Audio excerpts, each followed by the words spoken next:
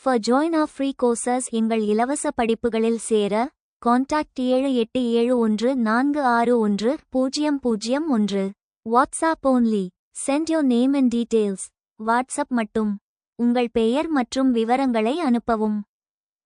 இந்திய அரசியலமைப்பின் முகவுரை பிரியாம்பல் என்பது அரசியலமைப்பின் அறிமுகம் அல்லது முன்னுரை போன்றது. இது அரசியலமைப்பின் அடிப்படை கொள்கைகள், நோக்கங்கள் மற்றும் லட்சியங்களைச் சுருக்கமாக கூறுகிறது. இதன் முக்கியத்துவத்தை என்.ஏ. பால்கிவாலா அரசியலமைப்பின் அடையாள அட்டை identity card of the constitution என்று வர்ணித்துள்ளார். இதன் முழுமையான விவரங்களை எளிமையாக காண்போம். அடிப்படை தகவல்கள். மூலாதாரம். ஜவஹர்லால் நேரு 1946 இல் முன்மொழிந்த குறிக்கோள் தீர்மானத்தை ஆப்ஜெக்டிவ் ரெசல்யூஷன் அடிப்படையாகக் கொண்டு இது உருவாக்கப்பட்டது. அதிகாரத்தின் ஊற்றுக்கண். இந்திய மக்களாகிய நாம், we, the people of India என்ற வரிகளுடன் இது தொடங்குகிறது. இதன் மூலம் அரசியலமைப்பின் அதிகாரம் மக்களிடமிருந்தே பெறப்படுகிறது என்பதை இது உணர்த்துகிறது. முகவுரையின் முக்கியச் சொற்கள் கீவேர்ட்ஸ். இந்தியா எத்தகைய நாடு என்பதை 5 முக்கியச் சொற்கள் விவரிக்கின்றன. இறையாண்மை சாவரன். இந்தியா யாருக்கும் அடிமை அல்ல, தனது உள்நாட்டு மற்றும் வெளிநாட்டு விவகாரங்களில் முடிவெடுக்க முழு அதிகாரம் படைத்தது. சமதர்ம சோஷலிஸ்ட் 42வது திருத்தத்தில் சேர்க்கப்பட்டது. மக்களிடையே வருமான ஏற்றத்தாழ்வை குறைத்து சமூக நலனை உறுதி செய்வது. மதச்சார்பற்ற செக்யூலர் 42வது திருத்தத்தில் சேர்க்கப்பட்டது. அரசுக்கு என்று தனி மதம் கிடையாது, அனைத்து மதங்களையும் சமமாக நடத்தும்.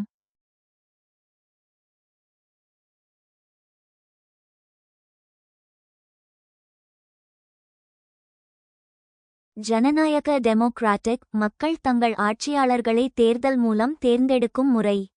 குடியரசு ரிப்பப்ளிக் நாட்டின் தலைவர் ஜனாதிபதி மக்களால் மறைமுகமாக தேர்ந்தெடுக்கப்பட்டவர், அவர் பரம்பரை அரசர் அல்ல. நோக்கங்கள் ஆப்ஜெக்டிவ்ஸ். முகவுரை தனது குடிமக்களுக்கு 4 முக்கியமானவற்றை உறுதி செய்கிறது. நீதி ஜஸ்டிஸ், சமூக, பொருளாதார மற்றும் அரசியல் நீதி. சுதந்திரம் லிபர்ட்டி, சிந்தனை, வெளிப்பாடு, நம்பிக்கை, பற்று மற்றும் வழிபாட்டில் சுதந்திரம். சமத்துவம் எக்வாலிட்டி, தகுதி மற்றும் வாய்ப்புகளில் அனைவருக்கும் சமத்துவம். சகோதரத்துவம் ஃப்ரெட்டர்னிட்டி, தனிநபர் கண்ணியத்தையும் நாட்டின் ஒற்றுமை மற்றும் ஒருமைப்பாட்டையும் உறுதி செய்தல். முக்கிய சட்ட திருத்தம் அமெண்ட்மெண்ட். முகவுரை இதுவரை ஒரே ஒரு முறை மட்டுமே திருத்தப்பட்டுள்ளது. ஆண்டு 1976. சட்டத்திருத்தம் 42வது சட்டத்திருத்தம் இந்திரா காந்தி ஆட்சி காலத்தில். மாற்றம். சமதர்ம சோஷலிஸ்ட், மதச்சார்பற்ற செக்யுலர் மற்றும் ஒருமைப்பாடு இன்டெகிரிட்டி ஆகிய 3 புதிய சொற்கள் சேர்க்கப்பட்டன. உச்ச நீதிமன்றத்தின் பார்வை. முகவுரை அரசியலமைப்பின் ஒரு பகுதியா இல்லையா என்பதில் நீண்ட கால குழப்பம் இருந்தது. பெருபாரி வழக்கு 1960. முகவுரை அரசியலமைப்பின் பகுதி அல்ல என்று நீதிமன்றம் கூறியது. கேசவானந்த பாரதி வழக்கு 1973.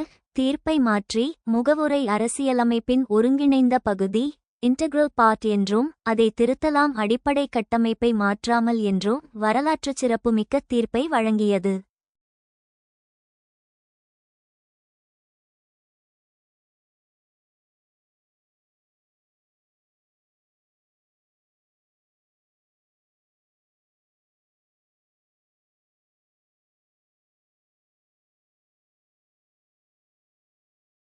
அரசியலமைப்பின் விளக்கம் மற்றும் பரிணாமத்தை வழிநடத்துவதில் முகவுரை என்ன பங்கு வகிக்கிறது, குறிப்பாக நீதித்துறை முடிவுகளின் சூழலில்?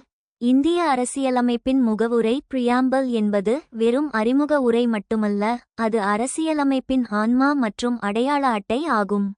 அரசியலமைப்பை விளக்குவதிலும் காலப்போக்கில் அதை பரிணாம வளர்ச்சி அடையச் செய்வதிலும் நீதித்துறைக்கு முகவுரை ஒரு வழிகாட்டும் விளக்காக கைடிங் லைட் செயல்படுகிறது.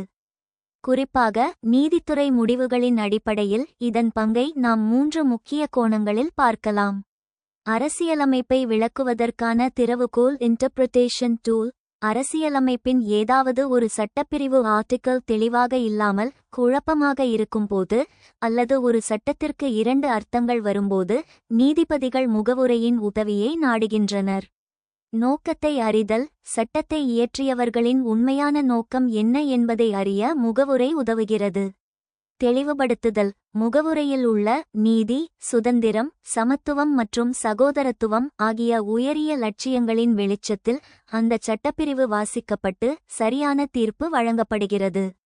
முகவுரை என்பது அரசியலமைப்பை உருவாக்கியவர்களின் மனதை திறந்து பார்க்கும் திறவுகோல். உச்ச நீதிமன்றம் பெருபாரி வழக்கு.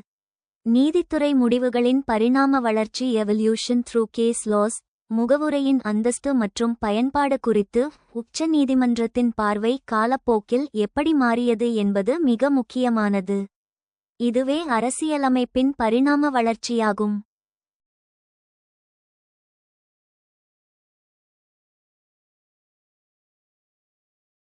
பெருபாரி வழக்கு பேருபாரி யூனியன் கேஸ் 1960. தீர்ப்பு. முகவுரை அரசியலமைப்பின் ஒரு பகுதி அல்ல. விளைவு. சட்டப்பிரிவுகள் தெளிவாக இருக்கும்போது முகவுரைக்கு எந்த அதிகாரமும் இல்லை என்று நீதிமன்றம் கூறியது. இது ஒரு குறுகிய பார்வை. கேசவானந்த பாரதி வழக்கு கேசவானந்தா பாரதி கேஸ் 1973. திருப்புமுனை. தீர்ப்பு. முகவுரை அரசியலமைப்பின் ஒருங்கிணைந்த பகுதி இன்டெக்ரல் பார்ட் ஆகும். முக்கியத்துவம். அரசியலமைப்பின் அதிகாரத்தையும் நோக்கத்தையும் இதுவே தாங்கி நிற்கிறது என்று நீதிமன்றம் தனது பழைய தீர்ப்பை மாற்றியது. அடிப்படை கட்டமைப்பு பேசிக் ஸ்ட்ரக்சர் டாக்ட்ரீன். இந்த வழக்கில்தான் அரசியலமைப்பின் அடிப்படை கட்டமைப்பை மாற்ற முடியாது என்ற வரலாற்றுச் சிறப்புமிக்க தீர்ப்பு வந்தது. அந்த அடிப்படை கட்டமைப்பு எவை என்பதை தீர்மானிப்பதில் முகவுரைதான் முக்கிய பங்கு வகித்தது. உதா. மதச்சார்பின்மை, மக்களாட்சி. LIC ஆஃப் இந்தியா வழக்கு LIC ஆஃப் இந்தியா கேஸ் 1995. மீண்டும் முகவுரை அரசியலமைப்பின் பிரிக்க முடியாத அங்கம் என்பதை உச்ச நீதிமன்றம் உறுதி செய்தது. சட்டங்களின் செல்லுபடியாகும் தன்மையைச் சோதித்தல். அரசாங்கம் இயற்றும் ஒரு சட்டம் செல்லுமா அல்லது செல்லாதா என்பதை தீர்மானிக்க ஜுடிஷியல் ரிவ்யூ முகவுரை ஒரு உரைகல்லாக பயன்படுகிறது. உதாரணமாக, ஒரு சட்டம் மதச்சார்பின்மைக்கு செக்யுலரிசம் எதிராக இருந்தால் அது முகவுரைக்கு எதிரானது என்று கூறி நீதிமன்றத்தால் ரத்து செய்ய முடியும். SR பொம்மை வழக்கில் SR பொம்மை கேஸ். மதச்சார்பின்மை என்பது முகவுரையின் ஒரு பகுதி, எனவே அது அரசியலமைப்பின் அடிப்படை கூறு என்று தீர்ப்பளிக்கப்பட்டது.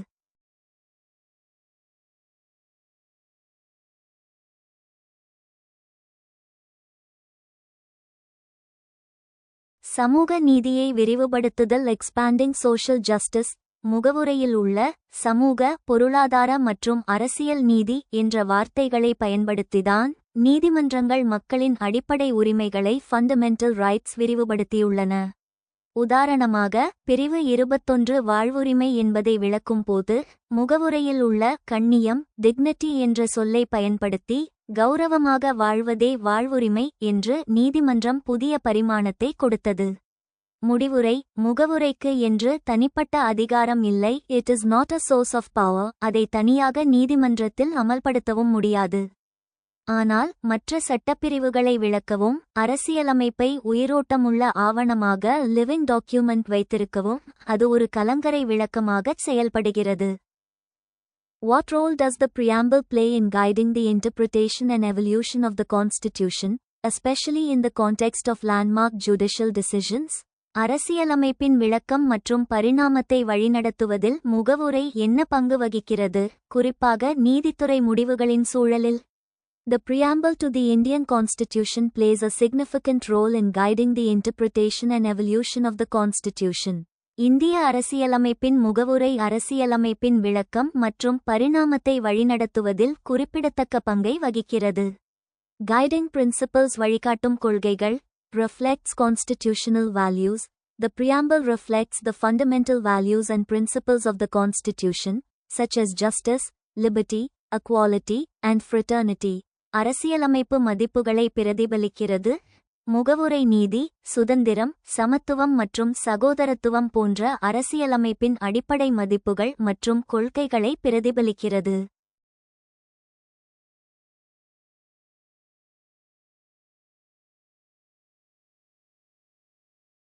Interpretive aid. The preamble serves as an interpretive aid for courts. It helps to clarify the meaning and intent of constitutional provisions. விளக்க உதவி முன்னுரை நீதிமன்றங்களுக்கு விளக்க உதவியாக செயல்படுகிறது. அரசியலமைப்பு விதிகளின் அர்த்தத்தையும் நோக்கத்தையும் தெளிவுபடுத்த உதவுகிறது. லேண்ட்மார்க் ஜுடிஷியல் டிசிஷன்ஸ் நீதித்துறை முடிவுகள். Kesavananda Bharati v. State of Kerala 1973. The Supreme Court relied on the preamble to amend the constitution, limit the power of parliament, and establish the doctrine of basic structure. Kesavananda Bharati எதிர் கேரள மாநிலம் 1973. அரசியலமைப்பை திருத்துவதற்கும் பாராளுமன்றத்தின் அதிகாரத்தை கட்டுப்படுத்துவதற்கும் அடிப்படை கட்டமைப்பின் கோட்பாட்டை நிறுவுவதற்கும் உச்ச நீதிமன்றம் முன்னுரையை நம்பியிருந்தது. Minerva Mills v. Union of India 1980. The Supreme Court reaffirmed the importance of the preamble in understanding the Constitution's basic structure and values. Minerva mills எதிர் இந்திய ஒன்றியம் 1980. அரசியலமைப்பின் அடிப்படை கட்டமைப்பு மற்றும் மதிப்புகளை புரிந்துகொள்வதில் முகவுரையின் முக்கியத்துவத்தை உச்ச நீதிமன்றம் மீண்டும் உறுதிப்படுத்தியது. எவல்யூஷன் ஆஃப் த கான்ஸ்டிடியூஷன் அரசியலமைப்பின் பரிணாமம். Dynamic interpretation.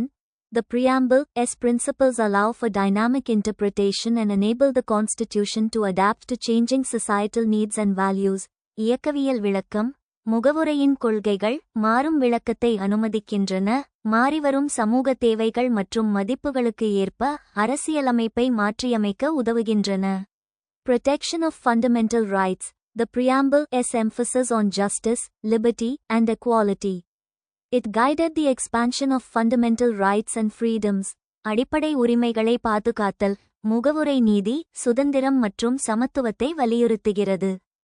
இது அடிப்படை உரிமைகள் மற்றும் சுதந்திரங்களின் விரிவாக்கத்திற்கு வழிகாட்டியது. ரோல் இன் கான்ஸ்டிடியூஷனல் இன்டர்பிரிட்டேஷன் அரசியலமைப்பு விளக்கத்தில் பங்கு. Contextual understanding. The preamble provides context for understanding the Constitution's provisions and objectives. சூழல் புரிதல். அரசியலமைப்பின் விதிகள் மற்றும் நோக்கங்களை புரிந்துகொள்வதற்கான சூழலை முகவுரை வழங்குகிறது.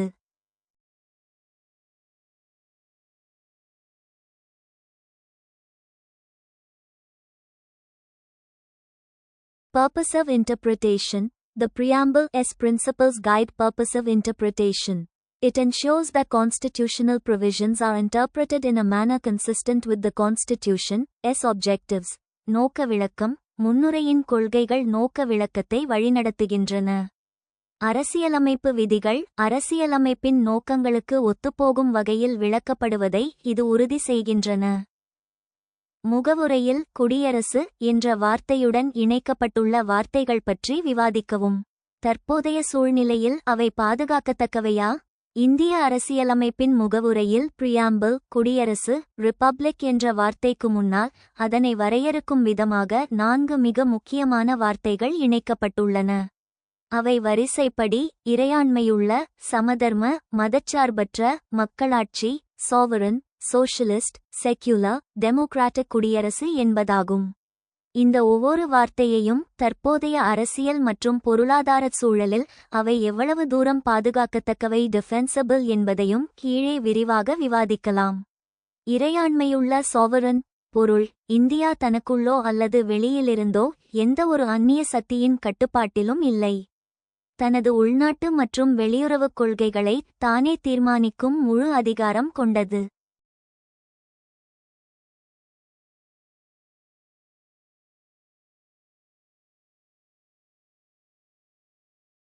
தற்போதைய சூழலில் சவால்கள். இன்றைய உலகமயமாக்கல் குளோபலைசேஷன் சூழலில் உலக வர்த்தக அமைப்பு WTO, ஐநா சபை மற்றும் சர்வதேச ஒப்பந்தங்கள் ஆகியவை ஒரு நாட்டின் இறையாண்மையை சற்றே மட்டுப்படுத்துகின்றனவா என்ற கேள்வி எழுகிறது. பாதுகாக்கத்தக்கதா?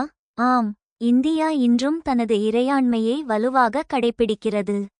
உதாரணமாக, ரஷ்யா உக்ரைன் போரில் இந்தியா யாருடைய அழுத்தத்திற்கும் அடிபணியாமல் தனது சொந்த நலன் சார்ந்த நடுநிலை முடிவை எடுத்தது இதற்குச் சிறந்த சான்று. இந்தியா சர்வதேச அமைப்புகளில் உறுப்பினராக இருந்தாலும் அது ஒரு கூட்டாளியாகவே இருக்கிறதே தவிர அடிமையாக இல்லை.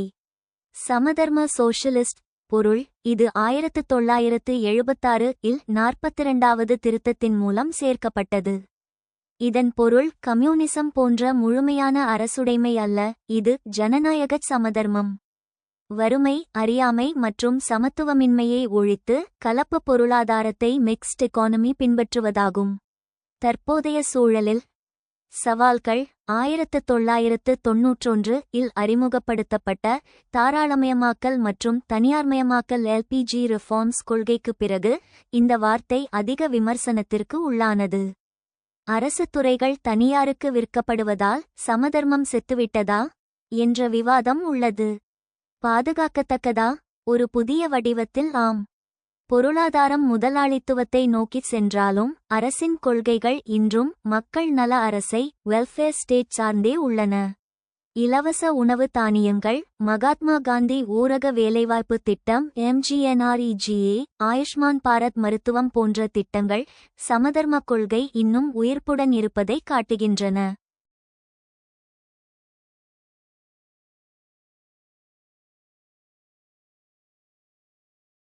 மதச்சார்பற்ற செக்யுலர் பொருள் இதுவும் 42வது திருத்தத்தில் சேர்க்கப்பட்டது.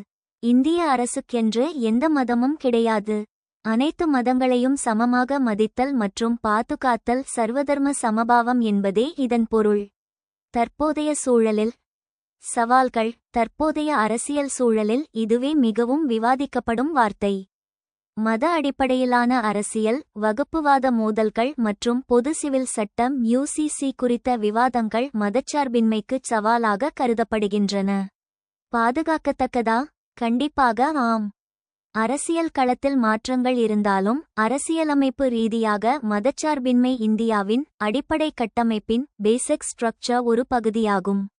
SR பொம்மை வழக்கில் SR பொம்மை கேஸ் உச்ச நீதிமன்றம் இதை உறுதிப்படுத்தியுள்ளது. எனவே சட்டத்தின் முன் மதச்சார்பின்மை இன்றும் மிக வலுவாகவே உள்ளது. மக்களாட்சி டெமோக்ராட்டிக் பொருள் மக்களால் மக்களுக்காக நடத்தப்படும் அரசு. தேர்தல்கள் மூலம் ஆட்சியாளர்கள் தேர்ந்தெடுக்கப்படுதல். தற்போதைய சூழலில் சவால்கள். பணபலம், குற்ற பின்னணி உள்ளவர்கள் அரசியலுக்கு வருதல் மற்றும் கருத்து சுதந்திரத்தின் மீதான கட்டுப்பாடுகள் ஆகியவை ஜனநாயகத்தின் தரத்தை குறைப்பதாக குற்றச்சாட்டுகள் உள்ளன. பாதுகாக்கத்தக்கதா?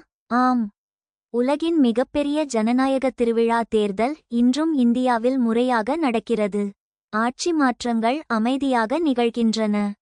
நீதித்துறை மற்றும் தேர்தல் ஆணையம் போன்ற அமைப்புகள் ஜனநாயகத்தின் காவலர்களாக தொடர்ந்து செயல்படுகின்றன.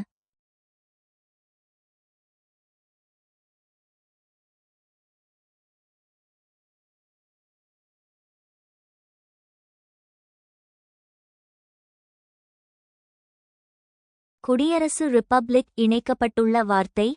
பொருள் அரசின் தலைவர் ஹெட் ஆஃப் த ஸ்டேட். ஜனாதிபதி மக்களால் மறைமுகமாக தேர்ந்தெடுக்கப்பட்டவர். இங்கு மன்னராட்சி அல்லது வாரிசுரிமை ஆட்சி கிடையாது. தற்போதைய சூழலில் இது 100 விழுக்காடு பாதுகாக்கப்படுகிறது. இந்தியாவின் ஜனாதிபதி இன்றும் அரசியலமைப்பு முறைப்படி தேர்ந்தெடுக்கப்படுகிறார். ஒரு சாதாரண குடிமகனும் நாட்டின் முதல் குடிமகனாக ஆக முடியும் என்பதற்கு திரௌபதி முர்மு அவர்களின் பதவியேற்பு ஒரு சான்று. முடிவுரை. முகவுரையில் உள்ள இந்த வார்த்தைகள் வெறும் அலங்காரச் சொற்கள் அல்ல. சமதர்மம் மற்றும் மதச்சார்பின்மை ஆகியவை நடைமுறையில் சில அரசியல் மற்றும் பொருளாதார மாற்றங்களை சந்தித்திருந்தாலும் அரசியலமைப்பின் லட்சியங்களாக அவை இன்றும் வலுவாக உள்ளன. இறையாண்மை மற்றும் மக்களாட்சி ஆகியவை இந்தியாவின் ஆணிவேராக தொடர்ந்து பாதுகாக்கப்படுகின்றன. ஆகவே தற்போதைய சூழலில் சவால்கள் இருந்தபோதிலும் இந்த வார்த்தைகள் முழுமையாக பாதுகாக்கத்தக்கவை மற்றும் இந்திய தேசத்தின் ஒற்றுமைக்கு இன்றியமையாதவை.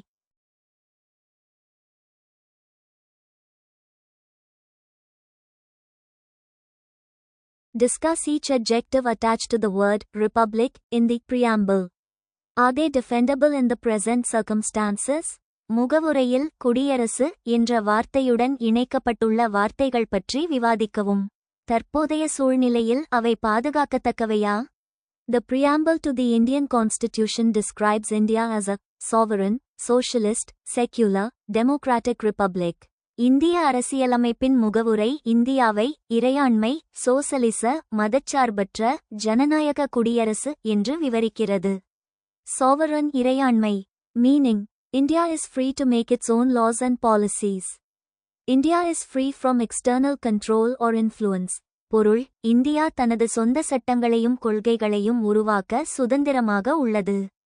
இந்தியா வெளிப்புற கட்டுப்பாடு அல்லது செல்வாக்கிலிருந்து விடுபட்டது.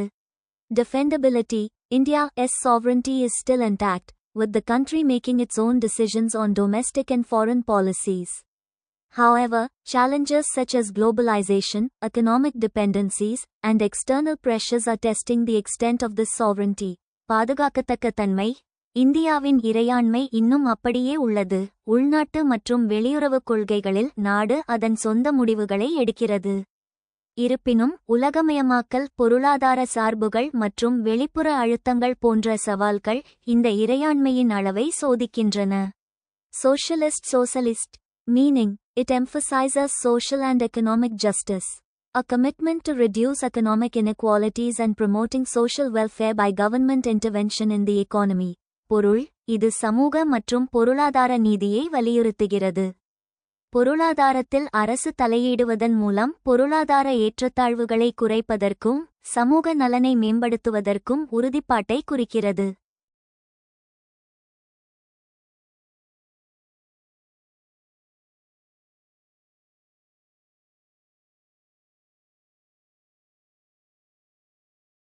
Defendability. While India's economic policies have been significantly developed since the constitution has been adopted, the country is still adopting social welfare programs and government intervention in key sectors.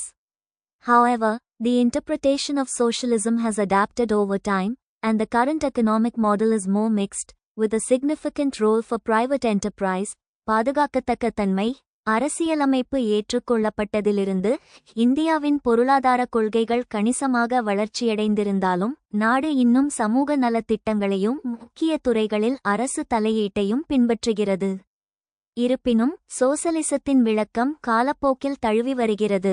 மேலும் தற்போதைய பொருளாதார மாதிரி மிகவும் கலவையாக உள்ளது. தனியார் நிறுவனங்களுக்கு குறிப்பிடத்தக்க பங்கு உள்ளது. செக்யூலர். மதச்சார்பற்ற. Meaning, the state does not promote any particular religion and treats all religions equally. பொருள், அரசு எந்த ஒரு குறிப்பிட்ட மதத்தையும் ஊக்குவிப்பதில்லை, மேலும் அனைத்து மதங்களையும் சமமாக நடத்துகிறது.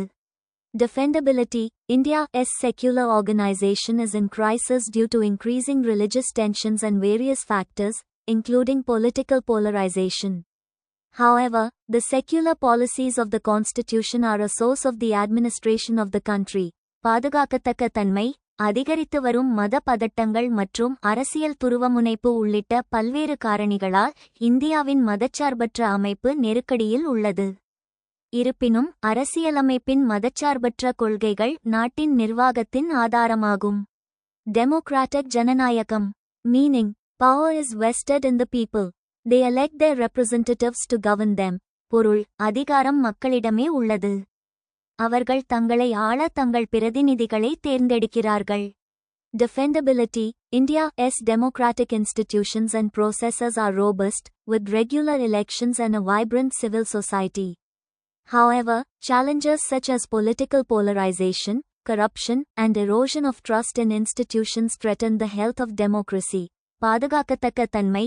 இந்தியாவின் ஜனநாயக நிறுவனங்கள் மற்றும் செயல்முறைகள் வலுவானவை, வழக்கமான தேர்தல்கள் மற்றும் துடிப்பான சிவில் சமூகம். இருப்பினும், அரசியல் துருவமுனைப்பு, ஊழல் மற்றும் நிறுவனங்களின் மீதான நம்பிக்கை அரிப்பு போன்ற சவால்கள் ஜனநாயகத்தின் ஆரோக்கியத்தை அச்சுறுத்துகின்றன.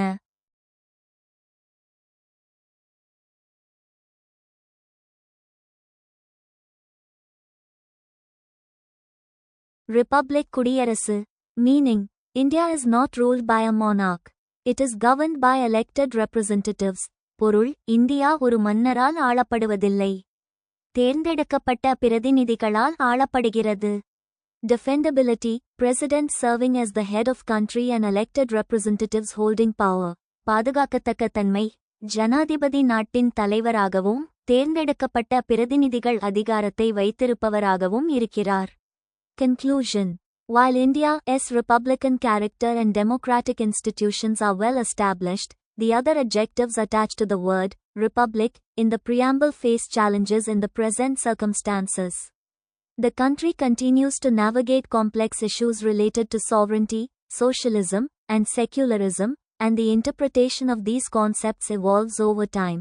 இந்தியாவின் குடியரசுத் தன்மை மற்றும் ஜனநாயக நிறுவனங்கள் நன்கு நிறுவப்பட்டுள்ளன என்றாலும் முகவுரையில் குடியரசு என்ற வார்த்தையுடன் இணைக்கப்பட்டுள்ள பிற பெயரடைகள் தற்போதைய சூழ்நிலைகளில் சவால்களை எதிர்கொள்கின்றன.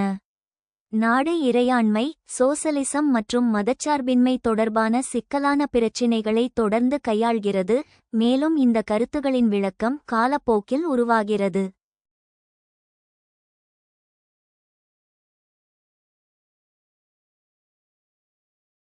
இந்திய அரசியலமைப்பின் முகவுரையில் குறிப்பிடப்பட்டுள்ள அரசியலமைப்பு ஒழுக்கத்தின் 4 தூண்களில் சகோதரத்துவம் மிக குறைவாக புரிந்து கொள்ளப்பட்ட, மிக குறைவாக விவாதிக்கப்பட்ட மற்றும் மிக குறைவாக பின்பற்றப்பட்ட ஒன்றாக உள்ளது, மேலும் அதிலிருந்து அரசியலமைப்பு நாட்டின் ஒற்றுமையையும் பெறுகிறது.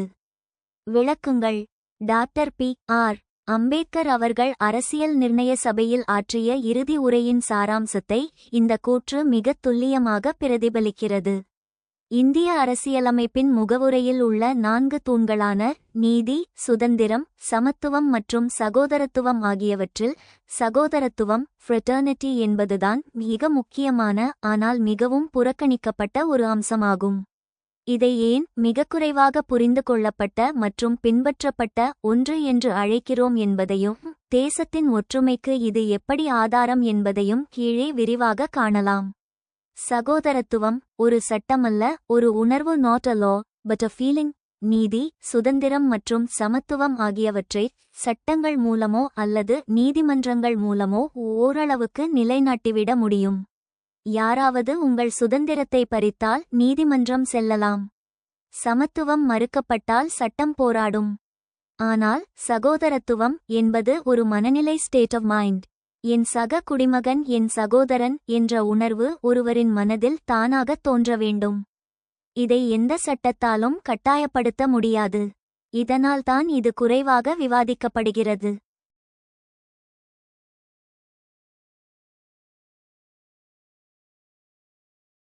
ஏன் இது குறைவாக பின்பற்றப்படுகிறது? Why least practiced? இந்தியச் சமூக கட்டமைப்பே சகோதரத்துவத்திற்கு பெரும் சவாலாக உள்ளது. அம்பேத்கர் இதை தெளிவாகச் சுட்டிக்காட்டினார்.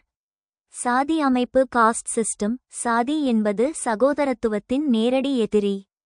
அது மனிதர்களை பிரிப்பது மட்டுமல்லாமல் மேல் கீழ் என்ற ஏற்றத்தாழ்வை உருவாக்குகிறது. சாதி இருக்கும் வரை உண்மையான சகோதரத்துவம் இருக்க முடியாது. மத மற்றும் மொழி வெறி. நாம் அனைவரும் இந்தியர்கள் என்ற பொதுவான உணர்வை விட மதம், மொழி மற்றும் இனம் சார்ந்த குறுகிய அடையாளங்களே இன்றும் மேலோங்கி உள்ளன.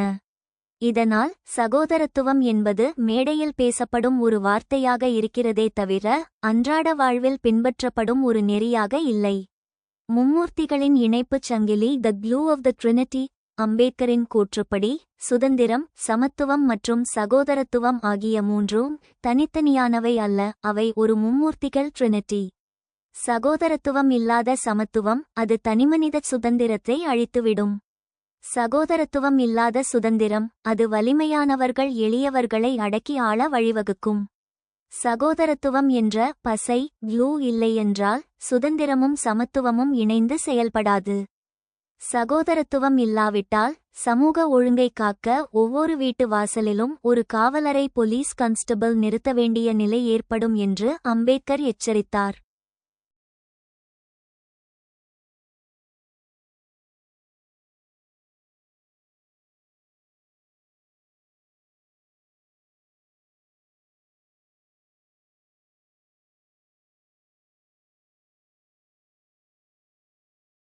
தேசத்தின் ஒற்றுமை மற்றும் ஒருமைப்பாடு, unity and integrity.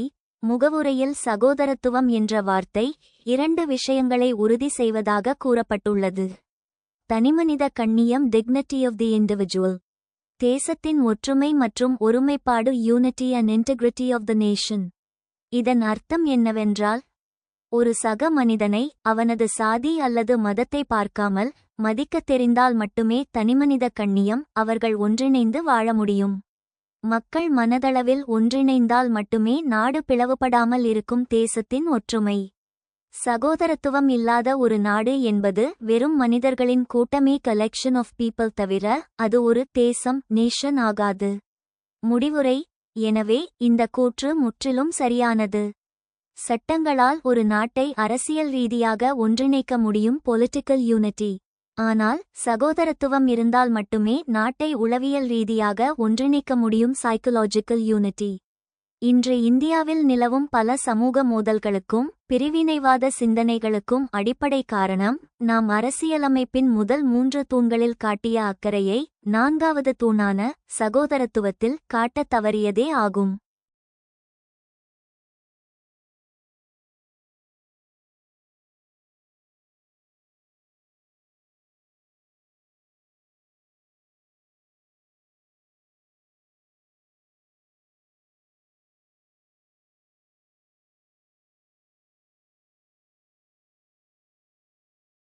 Fraternity remains the least understood, least discussed, and the least practiced of the 4 pillars of constitutional morality spelt out in the preamble of India's constitution, and from its constitution also derives the unity of the nation.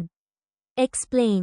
இந்திய அரசியலமைப்பின் முகவுரையில் குறிப்பிடப்பட்டுள்ள அரசியலமைப்பு ஒழுக்கத்தின் 4 தூண்களில் சகோதரத்துவம் மிக குறைவாக புரிந்து கொள்ளப்பட்ட, மிக குறைவாக விவாதிக்கப்பட்ட மற்றும் மிக குறைவாக பின்பற்றப்பட்ட ஒன்றாக உள்ளது. மேலும் அதிலிருந்து அரசியலமைப்பு நாட்டின் ஒற்றுமையையும் பெறுகிறது. விளக்குங்கள். Fraternity is really a crucial aspect of constitutional morality in India, as enshrined in the preamble.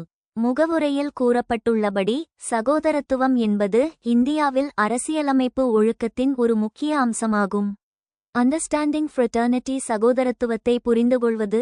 Sense of brotherhood, a sense of brotherhood among citizens, transcending differences of caste, religion, region, and language. சகோதரத்துவ உணர்வு குடிமக்களிடையே சகோதரத்துவ உணர்வை குறிக்கிறது, சாதி, மதம், பிராந்தியம் மற்றும் மொழி வேறுபாடுகளை கடந்து செல்கிறது. Unity and integration. Fraternity is essential for national unity and integration, fostering a sense of shared citizenship and common purpose. ஒற்றுமை மற்றும் ஒருங்கிணைப்பு. சகோதரத்துவம் என்பது தேசிய ஒற்றுமை மற்றும் ஒருங்கிணைப்புக்கு அவசியம், பகிரப்பட்ட குடியுரிமை மற்றும் பொதுவான நோக்கத்தை வளர்க்கிறது. Challenges, சவால்கள். Social and cultural divisions. India's diverse social and cultural landscape can make it challenging to promote fraternity, particularly in the face of communalism, casteism, and regionalism. சமூக மற்றும் கலாச்சார பிரிவுகள். இந்தியாவின் பன்முகத்தன்மை கொண்ட சமூக மற்றும் கலாச்சார நிலப்பரப்பு, குறிப்பாக வகுப்புவாதம், சாதியம் மற்றும் பிராந்தியவாதத்தை எதிர்கொள்ளும் போது சகோதரத்துவத்தை மேம்படுத்துவதை சவாலாக மாற்றக்கூடும். Lack of emphasis. Fraternity has often been overshadowed by other constitutional values, such as justice, liberty, and equality. வலியுறுத்தல் இல்லாமை.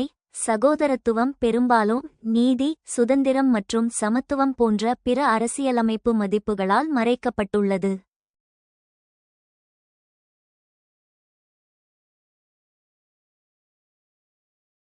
Insufficient implementation.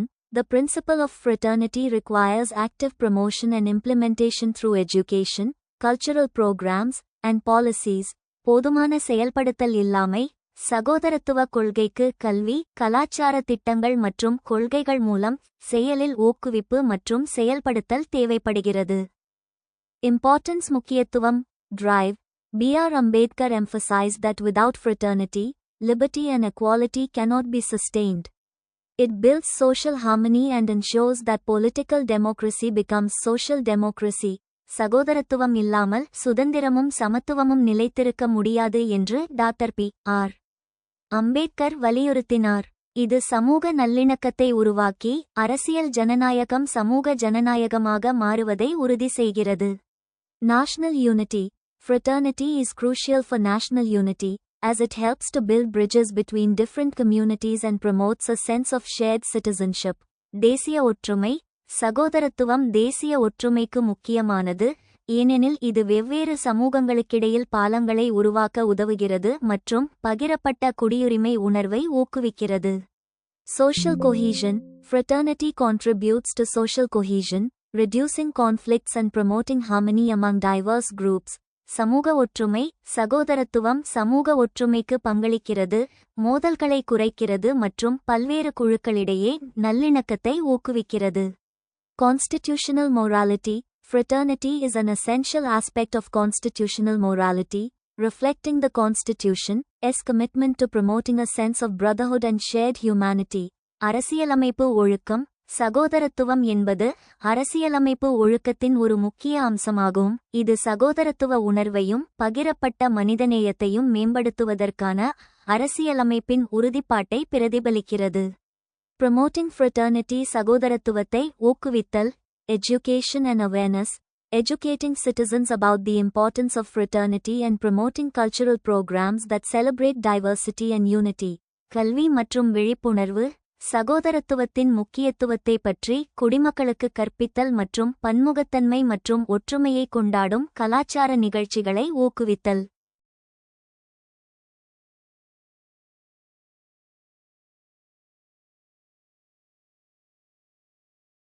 Inclusive policies.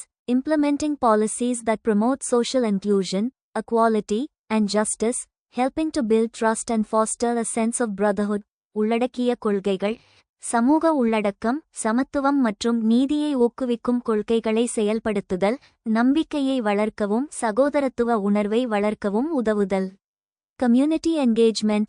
Encouraging community engagement and volunteerism to promote social cohesion and fraternity. சமூக ஈடுபாடு, சமூக ஒற்றுமை மற்றும் சகோதரத்துவத்தை மேம்படுத்த சமூக ஈடுபாடு மற்றும் தன்னார்வ தொண்டு ஆகியவற்றை ஊக்குவித்தல். Conclusion.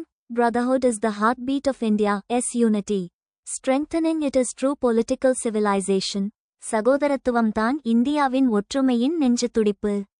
அதை வலுப்படுத்துவதே உண்மையான அரசியல் நாகரிகம்.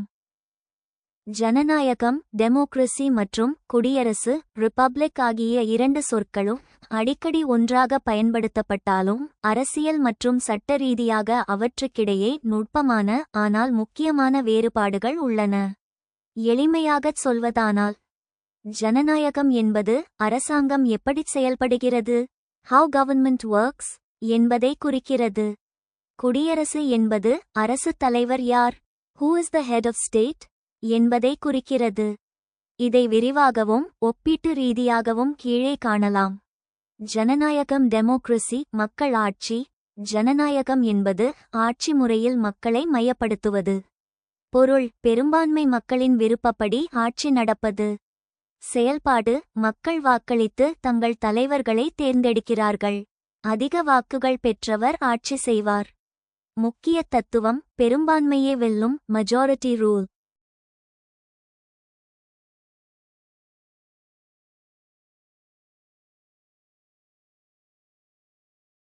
குடியரசு ரிபப்ளிக் மக்கள் அரசு.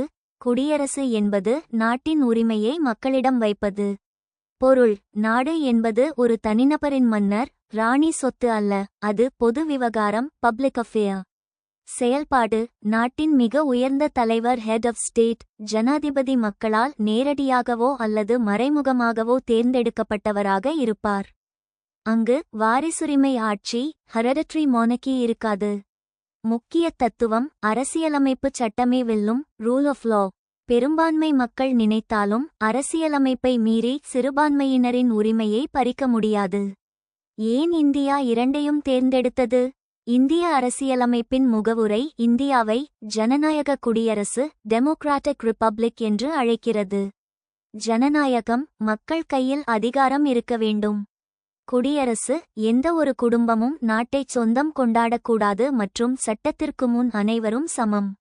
சுருக்கம் ஒரு நாட்டில் தேர்தல் நடந்தால் அது ஜனநாயகம். அந்த நாட்டின் அதிபர் மக்களால் தேர்ந்தெடுக்கப்பட்டால் அது குடியரசு. ராஜா அல்லது ராணி இருந்தால் அது குடியரசு அல்ல.